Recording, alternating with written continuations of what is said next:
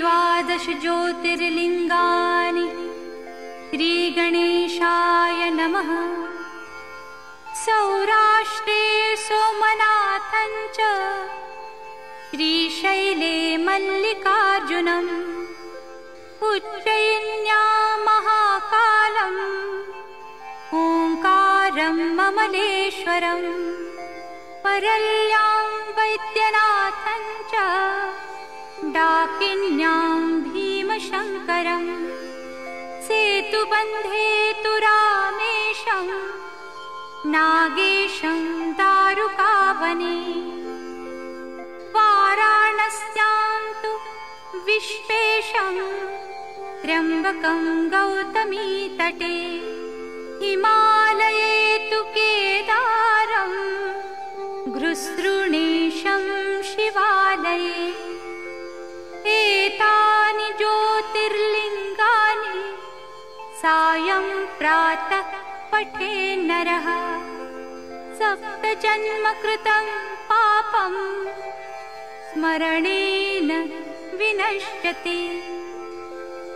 इति 12 ज्योतिर्लिङ्गस्तोत्रं सम्पूर्णम्। ॐ शिवार्पणमस्तु।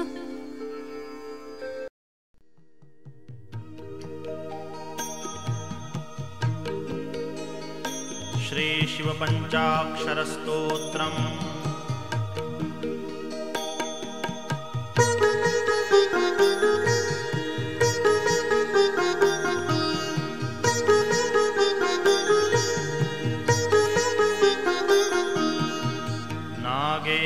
नागेन्द्रहाराय त्रिलोचनाय भस्माङ्गरागाय महेश्वराय नित्याय शुद्धाय दिगम्बराय तस्मै नकाराय नमः शिवाय। तस्मै नकाराय नमः शिवाय।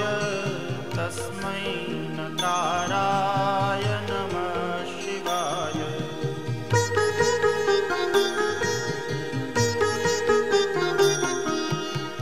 मन्दाकिनी सलिलचन्दनचर्चिताय नन्दीश्वर प्रमथनाथ महेश्वराय मन्दारपुष्प बहुपुष्पसुपूजिताय तस्मै मकाराय नमः शिवाय। तस्मै मकाराय नमः शिवाय। तस्मै मकाराय नमः शिवाय।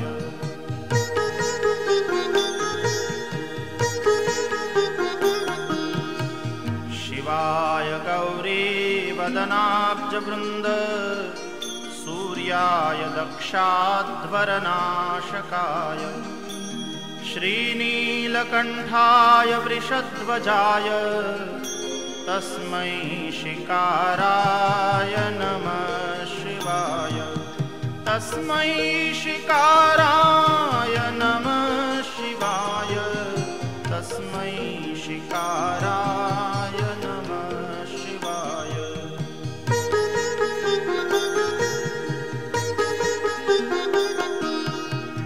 वसिष्ठकुम्भोद्भवगौतमार्य मुनीन्द्रदेवार्चितशेखराय चन्द्रार्कवैश्वानरलोचनाय तस्मै वकाराय नमः शिवाय।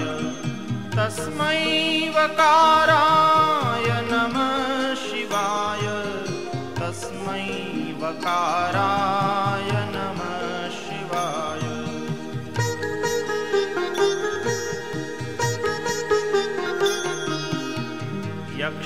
यक्षस्वरूपाय जटाधराय पिनाकहस्ताय सनातनाय दिव्याय देवाय दिगम्बराय तस्मै यकाराय नमः शिवाय। तस्मै यकाराय नमः शिवाय।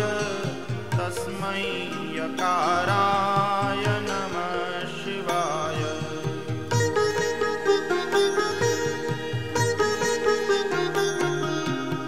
पञ्चाक्षरमिदं पुण्यं यः पठेत् शिवसन्निधौ शिवलोकमवाप्नोति शिवेन सह मोदते।